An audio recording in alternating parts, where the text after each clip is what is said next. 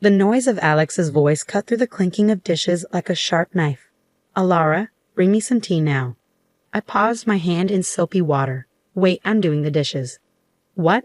His voice was full of disbelief and impatience. "Stop that and bring me the tea quickly. Can't you follow simple orders?" "But," I started, but he cut me off.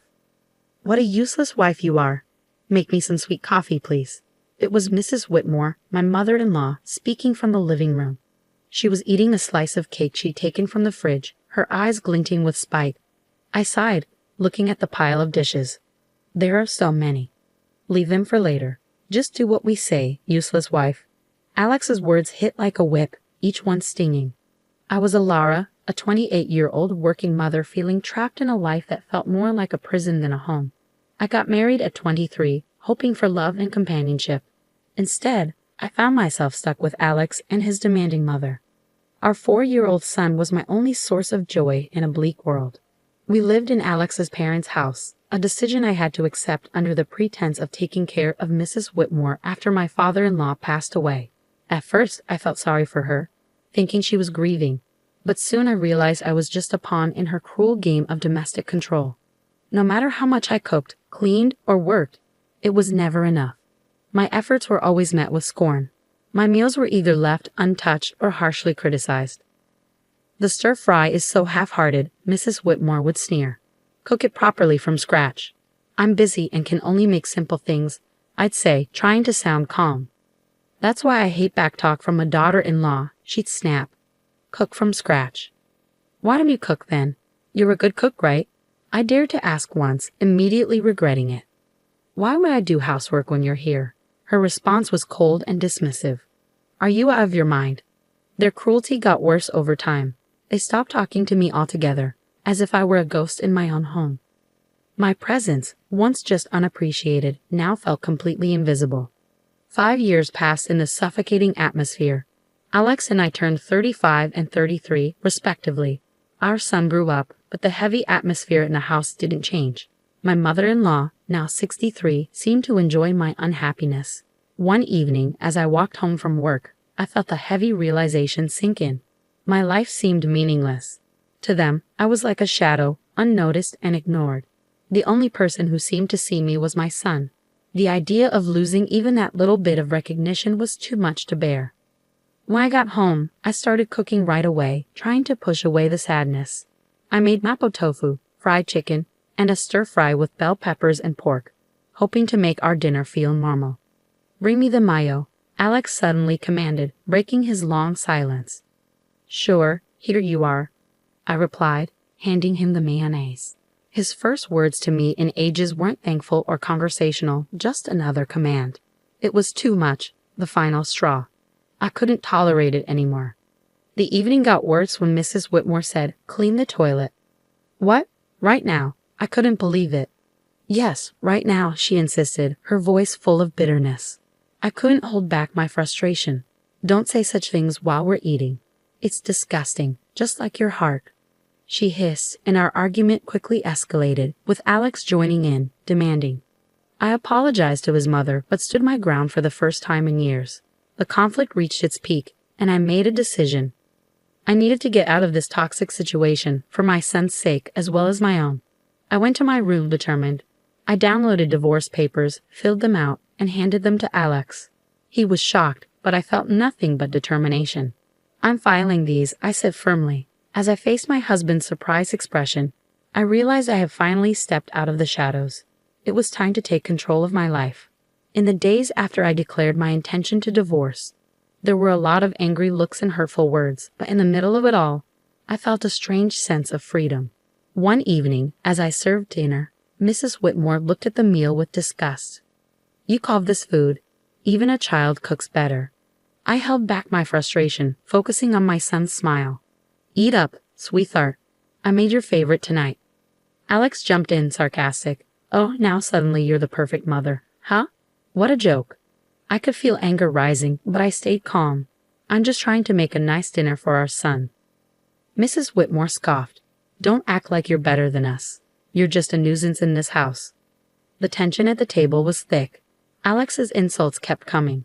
So, Alara, have you even thought about how you'll manage after the divorce? You can barely handle running a household, let alone your own life. I looked him in the eye.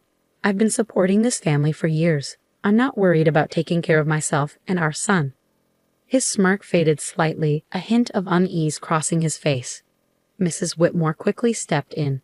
Don't be ridiculous. You rely on us more than we rely on you. The conversation shifted to money, a topic they usually avoided. You know, without my paycheck, this household would struggle. I said more to myself than to them. Mrs. Whitmore scoffed. We'll manage. We don't need your charity. But Alex's silence said it all. He knew the truth. Without my income, they would be in trouble. In the following days, their behavior became more unpredictable. Mrs. Whitmore would switch between trying to persuade me to stay and hurling insults when I resisted. Alex, meanwhile, seemed lost, his confident demeanor fading as the reality of his financial reliance on me sank in. One afternoon, I overheard a conversation between them that sent shivers down my spine. Leaving her is not an option, Alex whispered angrily. We rely on her money. Mrs. Whitmore's response was chillingly calculated. Don't fret, I have a plan. We'll make her life so miserable she won't even think about leaving. Hearing their true intentions shocked me. They didn't care about me or our son. It was all about control and money. That night, lying in bed, a plan began to form. If they wanted a fight, they would get one, but not with arguments. I would hit them where it hurt most, their pride and their wallets. The next morning, I set my plan in motion.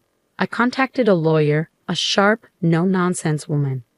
I want a divorce, and I want to ensure they don't get more than they deserve, I told her. She nodded firmly. We'll make sure of that. You've been the main provider, right? We'll use that. With each passing day, my determination only grew stronger. I started keeping records of everything. The insults, the financial tricks, even the smallest annoyances. It was time to make them face the music. They needed to see the consequences of their actions. As I gathered evidence, I felt a sense of strength. For the first time in years, I felt like I had control over my life. The shadows of disrespect were fading away, and in their place, a new beginning was emerging. As the divorce process started, the tension at home grew worse. But with each passing day, my fear faded, replaced by determination. One evening, Mrs. Whitmore tried a different approach. Alara dear, why don't we forget all this unpleasantness? You know we're family, she said, but her words were dripping with insincerity. I held her gaze steady. Family doesn't treat each other the way you've treated me. Alex, who had been silent, scoffed. Oh, now you're the victim. You're not as innocent as you act. I felt anger rising, but I stayed calm. I'm not pretending anything, Alex. I'm just not willing to be your punching bag anymore. The conversation shifted to money, as it often did. You think you can just take our son and go? How will you support him? Alex challenged. I smiled confidently. I've been supporting this family for years. I'll manage. Mrs. Whitmore's sneer twisted into her face. You're nothing without us. You'll come begging to return. But their words didn't affect me anymore. I knew my value and the truth. The next day, I met with my lawyer again. She outlined the plan clearly. We'll expose their financial dependence on you. It'll be crucial in the custody battle and dividing assets. I nodded, feeling validated. The law was backing me, and I was ready to stand up for myself. At home, the tension reached its peak. Mrs. Whitmore's attempts to undermine me became more desperate. You think you're clever, she spat one evening, but you're just abandoning your family. I looked her straight in the eye. No, I'm finally standing up for myself. Alex joined in, his voice full of anger. You'll regret this. You can't survive without me. But I wasn't afraid of his threats anymore. As days passed, I prepared for the court battle. I gathered financial documents, recorded their hurtful words, and collected evidence of their neglect. One afternoon, as I sorted through my papers, my son came to me. Mom, are we going to be okay? His voice was small and uncertain. I pulled him close, feeling a surge of protectiveness. Yes, sweetheart, we're going to be just fine. We're leaving this place and starting a new happy life. Just you and me. His arms tightened around me, and in that moment, I knew I was doing the right thing. I was fighting for my son's future, not just for myself. The day of the court hearing approached, bringing a sense of impending freedom. I was ready to confront Alex and Mrs. Whitmore, to put an end to their control and abuse. I was ready to take back my life and give my son the peace and happiness he deserved. It was time for justice, and I was determined to see it through. The day of the court hearing arrived, a day I had been dreading yet eagerly awaiting. Sitting across from Alex and Mrs. Whitmore in the courtroom, I felt a surreal mix of emotions. This was the moment of change. The proceedings began formally. Alex's lawyer painted him as a devoted husband and father, unfairly accused. Mrs. Whitmore portrayed herself as a grieving mother-in-law, mistreated by an ungrateful daughter-in-law.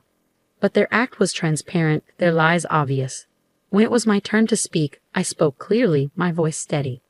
I have been the only one working to support this family for years. My husband's unemployment and his mother's manipulation have caused constant strain. Alex interrupted, pretending to be hurt. Alara, how can you say these things? I turned to him, my gaze firm. Support isn't just words, Alex. It's about actions, and your actions have been selfish and cruel. The judge listened as I presented my evidence. Financial documents, recordings of their verbal abuse, testimonies from neighbors who had witnessed their behavior. The truth was clear. As the evidence piled up, Alex's facade crumbled. Mrs. Whitmore's calm demeanor cracked, revealing her true nature. The courtroom fell silent, tension thick in the air. Then came the bombshell that sealed their fate. My lawyer presented evidence, photographs and documents proving Alex's infidelity and Mrs. Whitmore's affair with a neighbor, Mr. Harwood. The courtroom buzzed as the images were shown, revealing their deceit for all to see.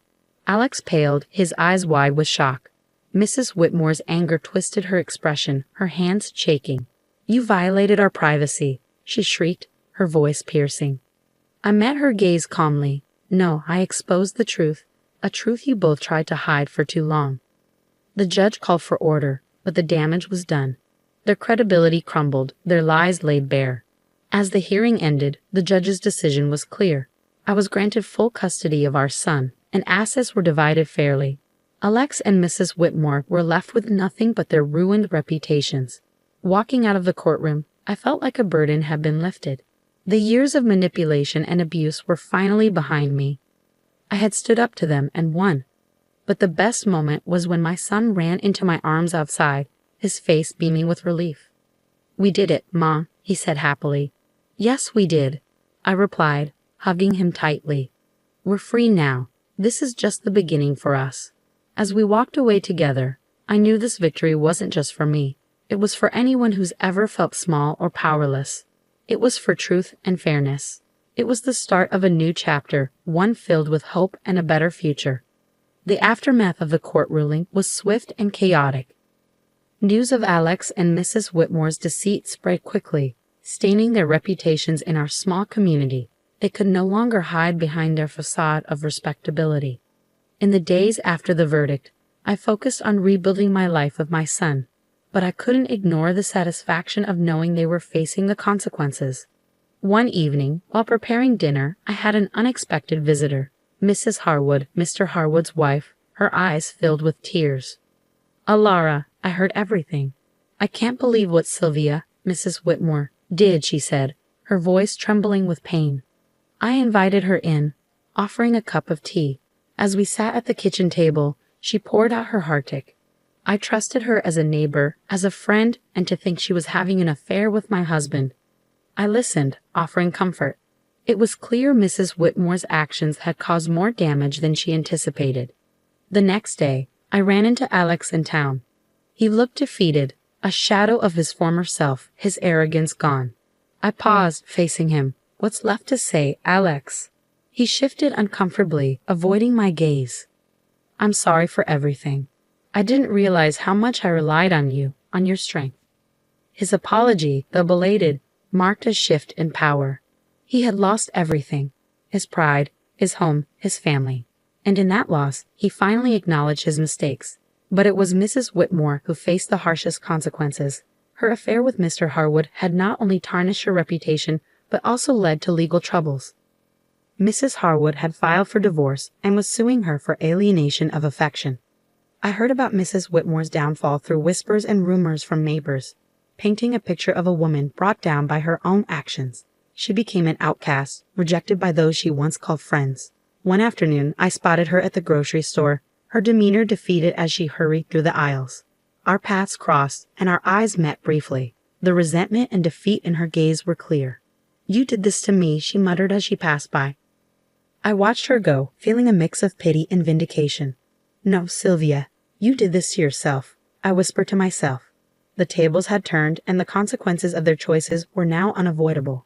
Alex and Mrs. Whitmore were facing the consequences of their years of deceit and manipulation. As I saw them struggle, I understood that the greatest revenge was living well, free from their toxicity.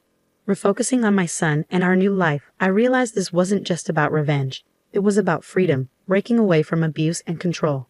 Looking ahead, I knew the best was yet to come.